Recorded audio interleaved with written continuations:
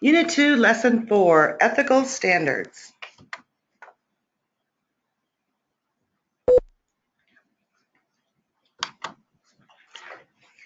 The importance of ethical conduct.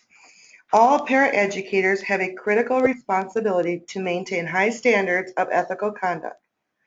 Ethical principles and standards are expectations and values that LifeScape expects. Ethical principles and standards. Following accepted rules of behavior that are morally right and good, which are expectations of professional conduct established in school. Paraeducators are very important role models for students because they spend considerable time working directly with students. There are 8 ethical principles that all educators should maintain. Ethical Principle 1. Consider all aspects of a student's education confidential.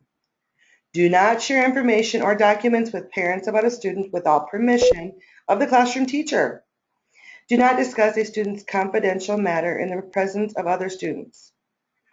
Do not discuss a student's confidential matter to a person outside of the educational setting. This is a HIPAA matter, and discussing in front of others can cause problems. Ethical Principle 2. Refer important information from parents, guardians, students, and others that might affect the welfare of a student to the classroom teacher.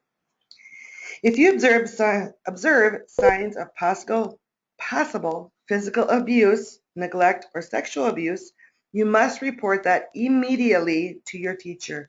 Never wait till the next day.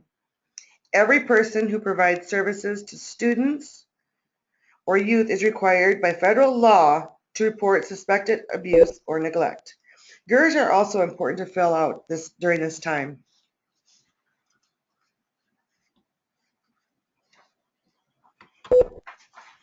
Ethical Principle 3. Carry out only those activities such as delivery of instruction, supervision, or behavioral intervention for which you are qualified and trained. If you are not trained, don't do it. This is a liability issue. It is better to say, I am not trained or qualified to do that, than to try something and face the consequences. Ethical Principle 4. Use behavioral intervention procedures only in ways that are consistent with the classroom teacher's expectations and the local district or state's policies. LifeScape follows all the professional crisis management guidelines and techniques for behavioral interventions. Follow the student's behavior plan written by the behavior therapist. Ethical Principle 5. Take responsible action to ensure that the welfare and educational development of students are first priority. When working with a student, follow IEP goals as they are written, not vary the goal or change the goal. Also, it is important to correctly and consistently follow them the same way. Ethical Principle 6. Represent the school, the classroom teacher, and the district in a positive and professional manner. Do not express negative opinions of the instructional or organization practices to others. Ethical Principle 7. Treat each student fairly to ensure that all students have equal opportunities to learn. Kids can pick up if they don't get as much attention as certain other ones. Avoid favoritism or discrimination. The purpose of our job is to enable all students to achieve to their maximum capability. Ethical Principle 8. Respect the dignity, individuality, and privacy of all students.